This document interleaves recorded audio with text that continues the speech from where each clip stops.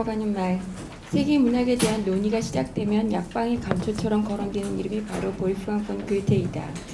국내 논의에서도 자주 언급되고 이미 괴테의 세계문학 개념이 국제적인 문학 소통의 교류, 문학을 매개로 한 상호 문화적 대화, 여러 문인들의 교류와 연대를 통한 국제주의적인 문학운동이라는 의미를 밝혀낸 논문들도 이미 발표되었다. 그럼에도 불구하고 이따금 필자가 읽는 괴테와 다소 거리가 있는 부분들에 대해 오늘 이 자리에서 밝히고자 한다.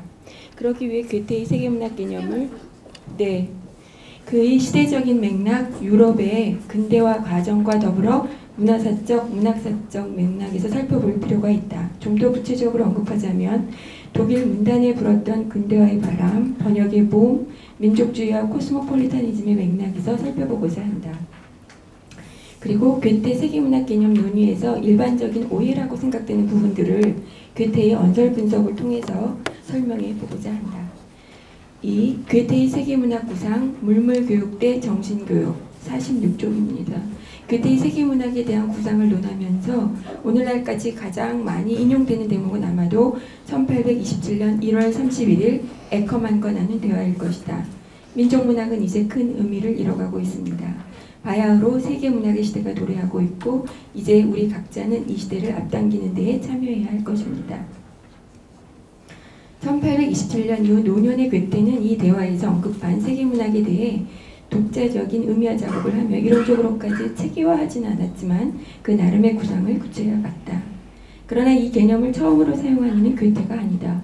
최초로 사용한 이가 1801년 빌란트로 알려지고 있었으나 최근 연구에 따르면 1773년 슐레처가 아이슬란드의 문학과 역사를 출간하면서 그 출간에 관한 사전 보고에서 세계문학이라는 표현을 사용한 바 있다고 한다. 이 시기에 제가 좀 요약하면서 가고 있습니다. 이 시기에 세계 뭐뭐뭐와 이렇게 결합된 합성어가 다수 유행했었고 한 민족 내지 한 문화권의 경계를 넘어서는 초민족적인 관심이 이미 공기 중에 짙게 배어 있었다. 1770년부터 1830년 사이에 문화적 발전 궤도 속에 소위 글로벌 플레이어로 합류한 이가 비단 괴테만은 아니었다는 것이다.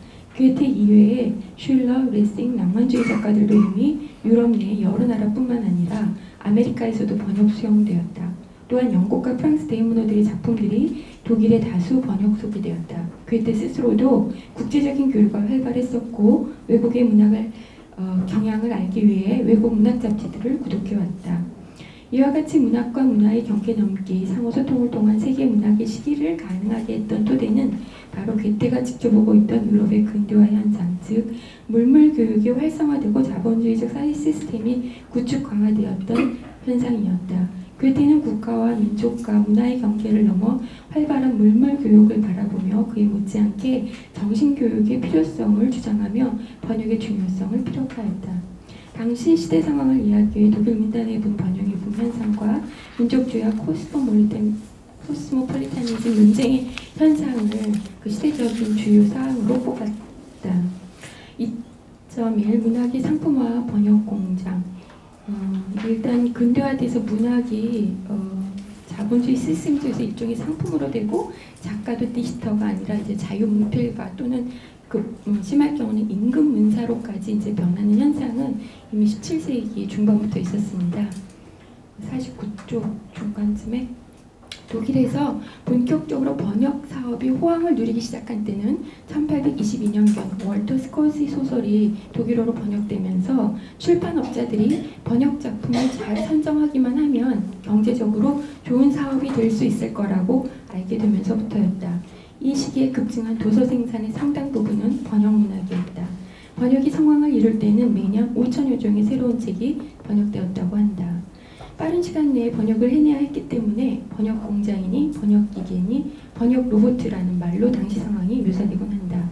영국 소설, 프랑스 소설이 주로 인기를 얻었고 역사 소설, 사회 소설, 일상 스케치, 민중의 삶을 소재로 한 이야기, 바다소설, 추리소설, 미국 선구자 소설, 저급한 대중소설 등이 주로 번역의 대상으로 선정되었다. 문제는 빠른 시간 내에 번역해내고 많이 팔려야 했기 때문에 번역자가 시간을 갖고 각 작품의 문학적 가치를 제대로 번역하기 위한 고민을 할 수 있는 상황은 아니었다.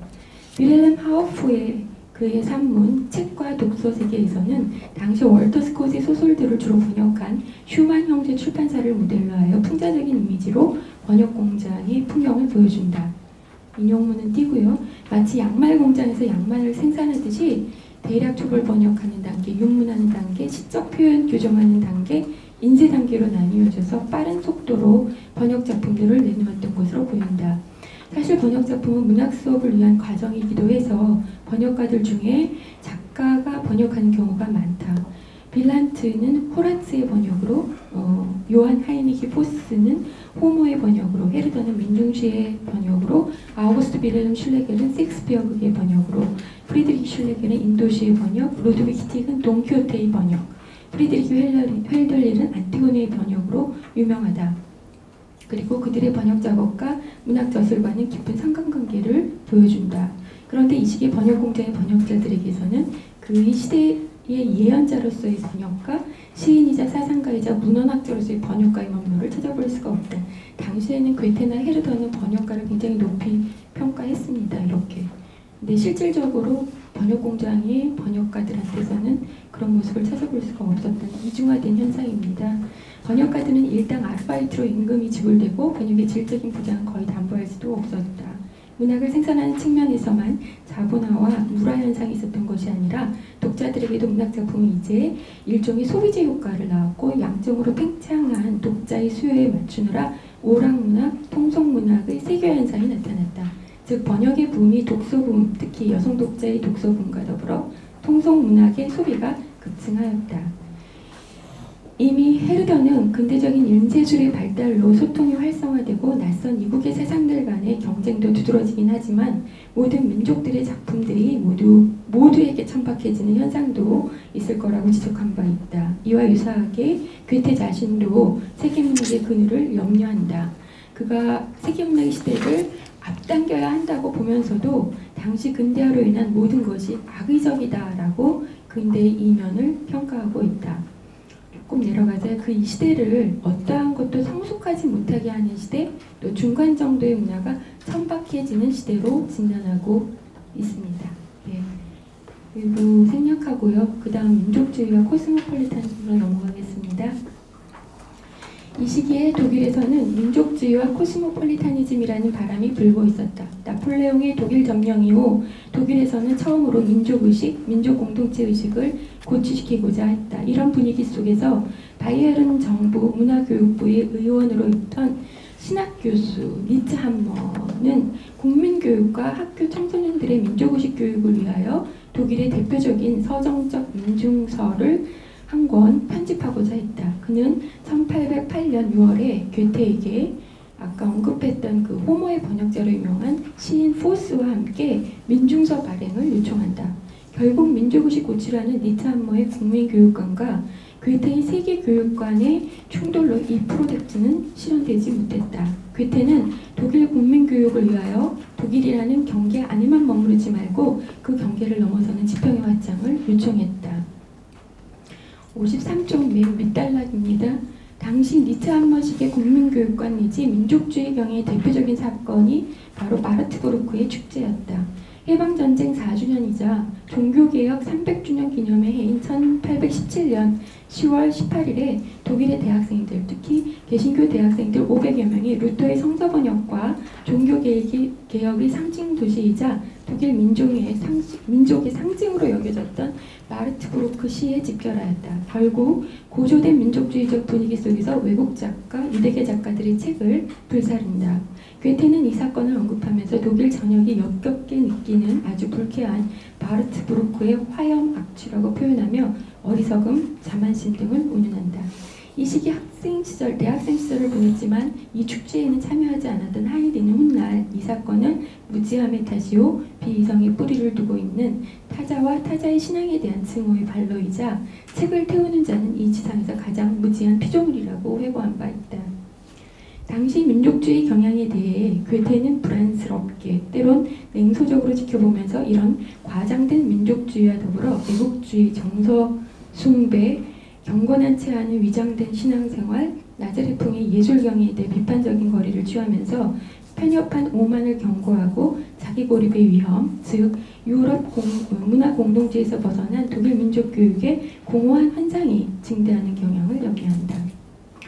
또 다른 한편에서는 소위 코스모폴리타니즘이라는 지적인 움직임이 있었다. 이 시기에 처음 대두된 움직임은 아니었다. 이 개념의 기원은 그리스 로마 시대에서 찾아볼 수 있고 중세에도 르네상스에도 각 맥락에서 그 의미가 재확인되거나 재구성되었고 궁극적으로는 인류의 보편성 문제의식을 저변에 깔고 있는 개념이다. 괴테는 편협한 민족주의의 위험성을 경고하면서 세계사적인 맥락에서 생각하는 코스모폴리타니즘적 관점을 권했다. 그러나 문화사적인 맥락에서 보았을 때 낭만주의를 병적으로 보았던 괴테는 낭만주의들이 주장하는 코스모폴리타니즘과는 또 확연하게 비판적인 거리를 두고 있다. 슐레겔 형제, 특히 프리드리히 슐레겔의 코스모폴리타니즘을 비판적으로 보고 있었는데 프리드리히 슐레겔은 인도 산스크리트어 고전도 번역하고 인도 연구를 하지만 이런 외국 문화 연구가 프리드리히 슐레겔에게 있어서는 결국 중세 독일의 가톨릭 전통을 인류 보편적인 것으로 드러내고자 하는 데에 활용을 했었고 소위 민족주의적 애국주의 경향을 보이고 있어서 바로 이런 점에 대해 괴테는 거리를 두고 있었다. 이런 맥락에서 괴테의 코스모폴리타니즘적 국민교육관과 민족의식 고취라는 니트 한모의 국민교육관이 충돌하여 그 서정적 민중서 출간 프로젝트는 실현되지 못했다는 사실이 다시금 이런 맥락에서 재차 확인 이해될 수 있다. 괴테는 독일 국민교육을 위하여 독일이라는 경계 안에만 머무르지 말고 그 경계를 넘어서는 지평의 확장을 요청했던 것이다. 괴테는 우리 문학의 본질적인 부분은 번역이라고 말하면서 독일시 형식과 내용이 대부분 바깥으로부터 들어온 것임을 언급한다. 그는 한 민족이 산출해낸 것을 제대로 이해하고 느끼려면 그것이 어디에서 왔는지를 알 때야 비로소 가능하다라고 하면서 세계사적인 맥락에서 세계 교육을 통한 독일인 교육을 피력하였다. 니트 한머에게 보내는 편지를 일부 인용하겠습니다. 대체로 아직 극소수의 나라만이 절대적 독자성을 주장할 수 있고 특히 역사가 짧은 나라들 중에는 그런 주장을 할 수 있는 나라가 아예 없다는 사실을 염두에 둔다면 독일인들은 그들의 여건으로 볼 때 그들의 교양을 외국으로부터 받았으며 특히 문학에 관한 그 내용과 형식을 외국인들한테서 취했다고 해서 부끄러워할 필요가 없다. 외국의 재화도 이제 우리의 재산이 되지 않았는가 봅니다. 순전한 우리의 것과 더불어 번역을 통해서건 깊은 애호를 통해서건 우리의 것으로 소화된 외국의 것도 아울러 실어야 할 것이다. 그렇다. 이것은 아동들에게 읽히기 위한 책이고 특히 이제 어린이들로 하여금 다른 나라 사람들의 업적에 대해 일찍부터 관심을 갖도록 유도할 필요가 있는 것이다. 이러한 시각에서 그의 세계문학 개념이 선치되고 있는 것이다. 인류 공동의 자산으로서의 세계문학은 그것이 어느 한 문화권에서 자신의 것들로 소화 동화하면 그들의 것이 될 수 있다는 것이다. 즉 나의 것은 이미 바깥으로부터 들어온 것을 동화 흡수하면서 형성된 것이라는 것이다. 타자 타문화에서 나의 것을 찾고 나의 것에서도 타자의 것 타문화를 찾아가는 변증법적 성장 과정이 곧 교양의 기본 원리이다. 이 인용문에서 괴테가 문학에 대해서 말하고 있듯이 외국 문학이 번역을 통해서 자문화의 자산으로 동화될 수 있다. 그런데 문제는 낯선 이방의 것이 자문화 안에서 동화되었다 하더라도 이에 대해 역사적, 발상학적으로 제시하는 청소년들의 자문화와 문학 유산이 어떻게 형성되는지를 알 수 있게 하면서 교육을 시켜야 한다는 것이다. 독일 민족이 어떤 문학의 업적을 이루었는지 제대로 알려면 주변 타민족의 문학 유료 맥락에서 고찰해야 자문화 유산을 객관적으로 평가할 수 있고 청소년들의 교육이나 일반 민중의 교양을 위해서도 공정한 시각을 길러줄 수 있다는 것이다. 이렇게 볼 때 니트 한머식의 지나친 애국주의적 민족교육과 괴테의 코스모폴리타니즘적 민족교육 사이에는 양립할 수 없는 차이가 있었다. 다음은 괴테의 세계문학과 관련해서 헤르더와 관련해서 좀 살펴보겠습니다. 58쪽에 유럽 중심주의적 괴테와 민족 중심주의적 헤르더. 보통 이렇게 괴테는 유럽 중심주의적으로 또는 헤르더는 민족 중심적으로 해석되는 경향이 없지 않아서 그거에 대해서 한번 살펴보고자 합니다. 그러니까 빈번한 오해를 정리하면 크게 세 가지로 요약을 했는데요. 그러니까 괴테의 세계문학에서 말하는 보편적 인간다움이 서구적 보편을 의미한다. 그 이유는 괴테의 세계문학 개념이 개념의 출현 조건은 문학작품의 신속한 유통과 문인들의 교류를 가능하게 한 기술의 발달, 물물 교육을 활성화한 자본주의적 시스템이었다. 이런 물적 기반은 유럽 내에서만 가능했기 때문에 괴테의 세계문학에서 세계는 전적으로 유럽을 의미한다. 이렇게 이제 설명을 하면서 괴테가 말하는 보편적인 인간다움은 곧 서구적인 보편이다라고 이제 주장을 하는 입장들이 있고요. 또 다른 그러니까 같은 맥락인데 또 다른 한 가지 지점은 세계 문학론에 독일의 역할과 의미를 부각시키고 있는데 이는 결국 자국의 문학 수준을 세계 문학의 반열에 올리고 궁극적으로 독일 국민의 애국심과 국가적 자부심에 기초한 코스모폴리타니즘적 이상주의라고 해석을 하는 입장입니다. 이게 지금 같이 연동되어 있는데 이런 관점도 다시 한번 살펴볼 필요가 있다고 생각을 했고요. 또 하나는 괴테가 고대 그리스 문학을 역사를 초월한 유럽 그 문학의 근원이라고 보는 데서 그가 유럽 중심주의적 문학관을 가지고 있다고 해석하는 입장입니다. 이렇게 해석하게 한 괴테의 언설들이 사실상 있습니다. 예를 들어 베를린 의사와 자연 연구가들의 학회 자리에서 연설할 때 괴테는 유럽의 그러니까 보편적인 세계문학, 그러니까 유럽의 문학을 일컬어서 보편적인 세계문학이라고 이렇게 등치시키는 그런 표현을 통해서 이야기를 하고 있습니다. 이런 대목에서 보면 괴테는 영락없이 유럽의 세계문학을 보편적인 세계문학으로 보고 있는 듯합니다. 그리고 또 한 가지 굉장히 자주 인용되는 부분인데 이 인용되는 대목은 그가 유럽 중심주의자라고 해석되기도 하지만 때로는 그거를 그렇게 해석할 수 없기도 하는 표현도 있는데 늘 논자의 그 관점과 입장에 따라 선택적으로 인용되는 대목입니다. 읽어보겠습니다. 민족문학은 이건 아까 얘기했던 것의 연장선상인데요. 민족문학은 이제 큰 의미를 잃어가고 있습니다. 바야흐로 세계문학의 시대가 도래하고 있고 이제 우리 각자는 이 시대를 앞당기는 데 참여해야 할 것입니다. 그러나 외국의 것을 아주 존중하면서도 우리는 어떤 특수한 것을 고집하여 이를 모범으로 삼아서는 안 됩니다. 중국 문학이 혹은 세르비아 문학이 혹은 칼데론의 문학이 혹은 니벨룽엔이 모범적이라고 생각해서는 안 됩니다. 대신에 뭔가 모범적인 것을 원하는 경우에 우리는 항상 아름다운 인간이 묘사된 고대 그리스로 되돌아가야만 합니다. 그 밖의 모든 것을 우리는 역사적으로만 고찰해야 하고 가능하다면 거기에서 선한 것을 우리의 것으로 체화해야 합니다. 얼핏 보기에 고대 그리스 문학만이 모범적인 것, 즉 세계 문학의 정전에 속하는 문학으로 소위 보편적인 문학으로 보고 있고 그 밖의 외국 문학들은 모범이 될 수 없다고 보는 것 같다. 이렇게 볼 경우에는 괴테의 세계문학 개념은 유럽 중심적이라고 해석하게 된다. 그러나 이 인용문에 깃들어있는 괴테의 사유는 그리 단순하지 않다. 우선 외국 문학들을 중시하고 두루 살펴보면서 세계문학의 시기가 도래할 것을 알리는데 특수한 어떤 한 외국 문학을 혹은 외국의 어떤 한 작가의 작품만을 모범으로 삼지 말아야 하고 또한 그 특수한 것이 자문화 작품이라고 해서 예를 들어 니벨룽엔 같은 경우요. 무조건 모범으로 삼으려는 태도도 삼가야 한다는 것이다. 이는 기본적으로 괴테가 낭만주의 특히 프리드리히 슐레겔의 코스모폴리타니즘의 한계를 지적했던 것과 동일한 의미로 이해할 수 있다.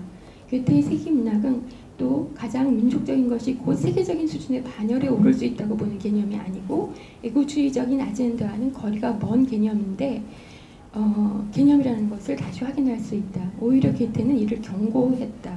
우리 독일인이 우리 자신의 편협한 주의 환경 서클에서 벗어나 바라보지 않으면 우리는 너무나 쉽게 이런 편협한 자만심에 빠지게 된다. 그래서 나는 주위 낯선 나라들을 둘러보기를 즐겨하고 누구에게나 그렇게 하라고 권한다. 한 걸음 더 나아가 살아있는 문인들이 서로 만나 연대하여 사회적으로 영향력을 끼치는 세계 소통의 기능을 적극 권장한다. 60쪽 위에요. 그러나 이 대목은 모순처럼 보이는 면이 있다. 즉 고대 그리스 문학도 하나의 외국 문학으로서 특수한 경우에 지나지 않기 때문이다. 그렇다면 괴테가 예로 언급한 중국 문학, 세르비아 문학, 칼데론의 작품이나 독일의 니벨룽엔과 고대 그리스 문학 차이는 무엇이길래 특정 어느 한 외국의 문학을 전범으로 삼지 말라고 하더니 고대 그리스 문학은 모범으로 삼으라고 하는가. 이 인용문에서 고대 그리스 문학을 모범 문학으로 꼽는 이유를 바로 항상 아름다운 인간, 즉 휴머니즘적 가치가 들어있다고 설명을 한다. 그런데 이로써 고대 그리스 문학을 여타의 다른 외국 문학과는 좀 다른 차원에 놔두고 있으면 분명하다. 그런데 이 인용문에서 간과에 대해서는 안 될 요소가 하나 있다. 바로 역사적인 층위가 그것이다. 외국 문학이 특수한 것들, 독일 문학이 특수한 것 역시 역사적으로 고찰하라고 한다. 각 민족 문학의 특수성을 그 민족의 혹은 그 민족 주변과의 관계 속에서 역사적으로 고찰하면서 선한 것, 아름다운 것, 나아가 모범이 될 만한, 다시 말해 정전에 들어갈 만한 것을 찾아낸다는 의미로 읽을 수 있다. 이렇게 보면 고대 그리스 문학을 모범 문학으로 괴테가 선정한 것 자체가 그 당시의 역사적인 고찰의 결과이다. 다시 말해 그가 모범으로 선정한 고대 그리스의 문학은 당시 다양한 민족들의 문학들 중에서 모범이 될 수 있고 카논이 될 수 있다라는 것이다. 역사적 관찰의 결과인 것이다. 그래서 미학적 사상적으로 초국가적인, 그래서 보편적인 아름다움을 내포한 문학으로 꼽은 것이다. 그러나 기본적으로 괴테가 모든 외국 문학을 역사적 층위에서 고려한다면 이 선정 역시 시간의 흐름 속에서 달라질 가능성이 잠재 있다는 것이다. 아래의 괴테 언술이 이를 뒷받침해 준다. 인용 부분 읽겠습니다. 분명히 모든 민족들의 최고의 시인들과 미적 작가들이 이미 오래전부터 보편적인 인간적인 것에 정향하고 있다. 모든 특수한 것에서, 즉 그것이 역사적이든 신화적이든 우화적이든 다소 임의적으로 생각해낸 것이든 모든 특수한 것에서 사람들은 민족성과 개인성을 통해서 비로소 그 보편적인 것이 점점 더 번뜩이고 빛이 비추는 것을 보게 될 것이다. 여기에서 괴테가 보편적이라고 말을 하는 것은 바로 그 민족성과 개인성을 통해, 그러니까 특수한 것에서 점점 더 번뜩이며 빛을 비추는 것이라고 말하고 있는데요. 이것은 곧 다양한 외국 문학들을 둘러보면서 역사적으로 고찰하면 보편적인 것도 번뜩이는 빛처럼 명멸한다는 것입니다. 다시 말해 보편적인 것이란 어떤 추상화된 고정체로 그러니까 생각하지 않고 있다는 것입니다. 즉 시공간적 문맥과 역사를 초월하여 저 멀리 저 높은 곳에 있는 것이 아니라 각 민족의 혹은 각 민족 문학의 그 특수한 상황과 맥락 차원에서 여러 민족들의 특수한 경우들을 둘러보는 가운데 보편적인 것이 빛처럼 비추거나 번뜩인다는 것입니다. 달리 말하자면 보편적인 것의 성립은 특수한 것들의 상호문화적인 소통을 전제로 하고 있고 그 보편적인 것 역시 세계의 역사적 맥락에서 완전히 벗어나 있지 않다고 할 수 있다. 괴테의 이와 같은 보편성의 구상은 그의 스승이었던 헤르더의 문학론 및 세계시 개념과 상당히 유사하다. 파스칼 카사노바가 헤르더의 문화론을 헤르더적 혁명이라고 명명했듯이 헤르더는 기존의 문학 패러다임을 뒤흔들었다. 그는 각 나라와 각 민족에게 실존과 위험의 권한을 동등하게 승인하고 한 나라의 전체 문화와 역사 발전을 민중의 이름으로 돌리며 예술적 생산성의 근원을 민중들의 영혼에서 비롯된다고 봄으로써 헤르더는 그때까지 유럽에 오랫동안 유지되어 오던 모든 위계를 뒤흔들었고 문학적 귀족성에 도전할 수 없게 만들어진 생각이나 가치들을 뒤흔들었다. 헤르더의 사유에는 우선 모든 인간의 평등을 전제로 하고 있다. 조금 밑에 내려가세요. 누구에게나 시를 노래하고 향유할 수 있는 능력이 주어져 있어서 한 민족의 문학적 영감의 근원이자 저장고는 바로 민중의 영혼이라고 보고 있다. 이런 점에서 세계시의 개념이 구축된다. 또한 이런 민중을 기반으로 한 민족 문학을 평가하는 기준도 오랫동안 유럽의 문학적 전통을 이루어온 고대 그리스나 영국, 프랑스의 기준이 아닌 각 민족의 문화 전통에서 찾아야 한다고 보았고 이를 입증하기 위해 북유럽, 동유럽의 민요들을 수집 번역하였다. 소위 그의 세계시라는 개념은 바로 괴테의 세계문학 개념과 완전히 동의할 수는 없지만 언어 예술로서의 문학을 인류학적으로 의미화하고 있는 개념이며 바로 특수한 것에서 보편적인 것이 즉 여러 다양한 민족들의 시문학에서 빛으로 명멸하는 보편적인 것을 의미한다. 헤르더와 마찬가지로 괴테도 기본적으로 모든 인간에게는 시적인 재능을 보편적으로 가지고 있다는 입장이다. 괴테는 시적인 재능은 기사에게 있는 만큼 농부에게도 주어져 있다라고 말했을 뿐만 아니라 민중시, 시예술은 세계와 민중들에게 주어진 재능이지 몇몇 섬세하고 교육 잘 받은 남자들의 개인적인 유전자 문제가 아님을 입증해준다라고 말을 했다. 에커먼과의 대화에서도 괴테는 시간이 갈수록 점점 더 시는 인류의 공동자산이고 어디에서나 그리고 어느 시대에나 수백 가지로 그러나 사람에 대해 수백 가지로 나타난다고 봅니다. 라고 이제 말을 하였다. 인류학적인 측면에서 볼 때 이는 헤르더가 세계시는 흩어진 인류의 목소리라고 민요집 환사에 규정한 바와 상통한다. 비평가이자 사상가만이 아니라 프로테스탄트 개신교 목사이기도 했던 헤르더의 세계시 개념에는 물물 교육이 활발해지고 자본주의가 사회 시스템으로 구축되던 유럽의 근대화를 관찰하며 구상한 괴테의 세계문학 개념보다 종교적 색채가 더 강하다. 그래서 헤르더의 세계시 개념은 스피노자의 범신론적 신성을 인간의 언어로 번역한 문학이라는 의미에서 세계의 경관성, 벨트프리미카이트의 표현으로 해석되기도 한다. 또한 이 땅 위의 모든 인간적인 것과 살아있는 생명을 위한 정신적 개방성과 창조적인 연대성이 독소 문화를 의미하기도 한다. 다시 말해 보편적 인간적인 세계시 역시 상호문화적 잠재력을 함축하고 있다. 물론 괴테처럼 살아있는 문인들의 만남, 소통, 연대를 적극적으로 표방하지는 않았지만 이미 헤르더 자신이 수행한 민요 수집과 번역 프로젝트가 보여주듯이 다른 민족들의 시문학을 이해하고자 했고 타민족의 문화와 문학에 대해 열린 자세를 취하며 독일 문학의 근대화를 추구하고자 했다. 헤르더는 괴테가 사용한 세계문학의 개념을 사용하지 않았어도 이미 괴테의 구상을 미리 선취하고 있었다. 63쪽 중간에요. 그러나 괴테는 문화와 예술의 차원에서 문화적 코스모폴리타니즘 차원에서 괴테는 그 코스모폴리타니즘적 관점으로 돌아가면서 그거를 문화하고 예술의 차원에 국한했다면 헤르더는 조금 더 땅으로 내려와서 정치적인 차원에까지 이야기를 하고 있습니다.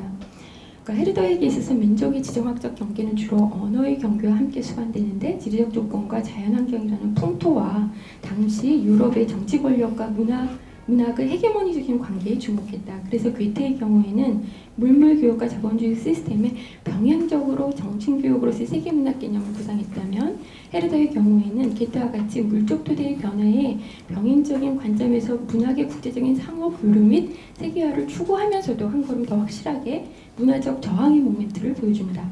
헤르더는 의심의 여지 없이 확실하게 타문화 문학의 상호적 이해를 통해 즉 당시 팽배하고 있던 유럽의 제국주의적 세계무역과 식민주의에 시달리는 민중들의 신음소리를 시로 번역하고 소통시킴으로써 지배 권력에 대해 대항하는 입장을 분명하게 밝히고 있다. 또한 유럽 중심 문화권의 시약 패러다임을 인류학적 개별 민족들 사이의 보편성 패러다임으로 전환함으로써 문화 헤게모니에 대해서도 저항적인 입장을 분명히 밝힌다. 이러한 제국주의적 유럽 팽창에 함께 동승한 기독교의 선교에 대해서도 비판을 아끼지 않는다. 그는 당시 기독교의 선교를 기독교 정신의 악용으로 보았고 이런 악용이 이 세계에서 헤아릴 수도 없이 많은 죄악을 야기했다고 했다. 네, 그 정도로 하고 넘어가서요. 그 마지막 장의 상호문화적 소통의 매개, 즉 세계문학과 번역 24쪽 보겠습니다. 그러니까 마지막으로 조금 더 설명을 해보고 싶은 거는 그 세계문학 개념에는 애국주의적 아젠다를 수행하려고 본다라는 그 시선을 조금 좀 달리 보고자 하고요. 예, 또 마지막 문제점 한 가지는 그가 말하는 세계문학의 세계가 유럽에 국한되는 거에 대해서 약 반론을 취하고자 하는 두 가지 점만 하고 끝내겠습니다. 그러나 괴테의 세계문학이 애국주의적 아젠다를 내포하고 있다고 오해를 하게 하는 또 구문이 있습니다. 그게 보편적 세계문학이라는 것이 형성되고 있으며 그 속에서 우리 독일인들에게 명예로운 역할이 주어져 있다. 그것을 확신한다. 이런 말을 한 적이 있습니다. 이 명예로운 역할이라는 것들이 이제 독일 문학이 유럽을 정신적으로 통일할 수 있을 것이다라고 이제 이렇게 해석이 되면서 굉장히 독일 중심적이고 애국주의적인 컨셉이다 이렇게 비판을 해요. 그러나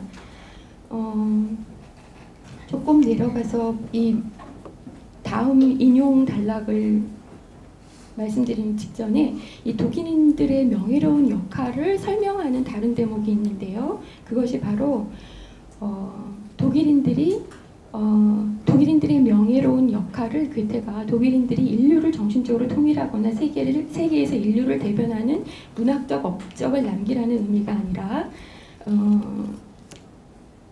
명예로운 역할은 번역가, 통역자, 매개자 역할이라는 것을 밝히는 대목이 있습니다. 그러니까 독일어를 이해하고 공부하는 자는 모든 민족들이 그들의 물건을 내놓는 국제 시장에 서 있는 것과 마찬가지요. 그는 스스로를 풍요롭게 해가면서 통역자의 그러니까 매개자의 역할을 하는 것입니다. 이런 말을 한 적이 있습니다. 그 인용문 밑에 단락이에요. 다시 말해 세계 문학으로 상호 문화적 소통의 장을 구상했던 괴테는 바로 독일어에서 세계 문학 소통의 허브 역할을 할 수 있다는 의미로 이해를 할 수는 있습니다. 그런데 앞서 번역본이 불었던 근대적인 문단에 대해 언급했듯이 독일 문학은 국제적으로 그리 인정을 받지 못하는 상황에서 다양한 외국의 서적들이 보물처럼 밀려들고 있었고 인쇄술의 발달로 외국 서적의 수요가 굉장히 활발했기 때문에 다소 번역공장이니 번역 로봇 같은 부정적인 현상이 뒤따르기는 했었어도 19세기 초 괴테에게 있어서 독일어는 국제적인 문학의 세계 화폐와도 같은 것이었습니다. 예, 그렇게 얘기를 하기도 합니다.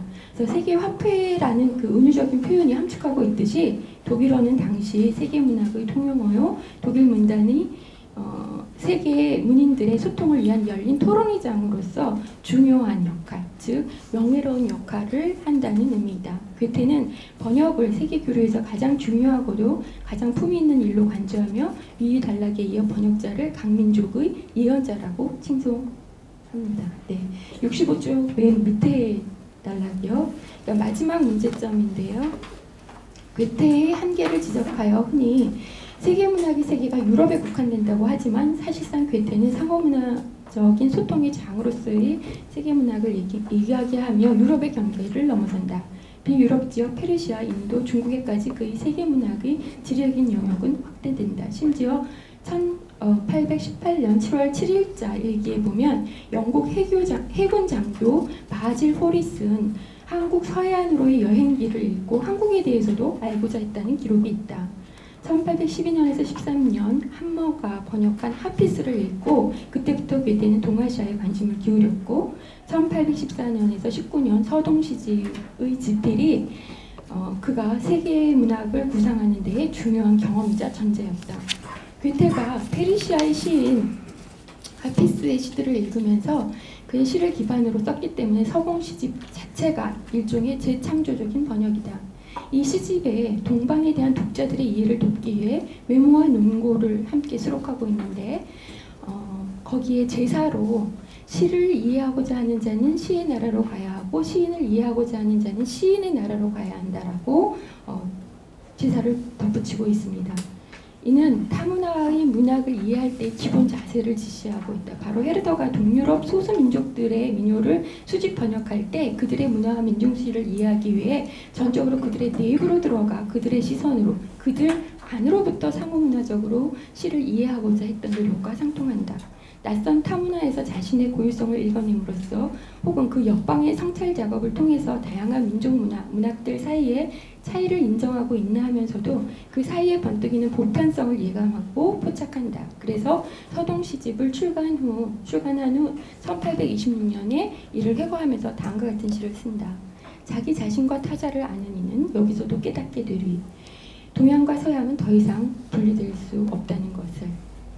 이렇게 보면 앞에서 인용한 단락에서 읽었던 괴테의 언설, 즉 결국 모범을 삼아야 할 문학은 고대 그리스 문학이라고 했던 그의 언설만으로 그를 유럽 중심자로 보기에는 힘들다는 것이다. 힘들다는 것이 여기서도 재차 확인된다. 아울러 동양 및 다른 문화의 다양한 문학과 종교 철학 역사를 번역을 통해 기꺼이 배워서 알고자 했고 서로 대화를 나눔으로써 자신의 세계를 업그레이드하고자 했고 결과적으로 그가 독일의 문학을 전통적인 의미에서의 세계 문학의 반열에 올려놓았다. 헤르더나 괴테에게 있어서 시는 인류 보편의 언어로서 모든 인간들이 가장 자연스러운 만남을 가질 수 있는 토대이고 분열되고 다양하게 흩어진 인류의 통일성을 부여할 수 있는 기능을 시문학에 가지고 있다고 생각했다. 이때 번역이 다른 민족들을 이해하는 열쇠로 작용하며 결국 헤르더와 괴테에게 있어서 세계문학 개념은 타문화의 문학작품들의 번역을 통해 자문화 문학의 근대화 발전을 도모하지만 궁극적으로 문학적 소통 공동체의 형성이라고 할 수 있다. 이는 민족들 상호간의 평화롭고 계몽된 교류를 위한 모델이고 이러한 교류의 장에서는 타자의 특수성을 있는 그대로 그 자체 그대로 놔두고 쌍방 간의 상호 인정을 위해 노력한다는 것이다. 타자의 특성, 지역의 특성을 다양하게 전 세계적으로 소통시키며 상호이해를 증진시키고자 하는 것이다. 네, 나아가는 말에서는요. 제가 이제 세계문학과 번역 관계를 언어와 문화의 차원에서 좀 더 구체적으로 다뤄야 했었는데 그것까지는 다루지 못했습니다. 이상입니다.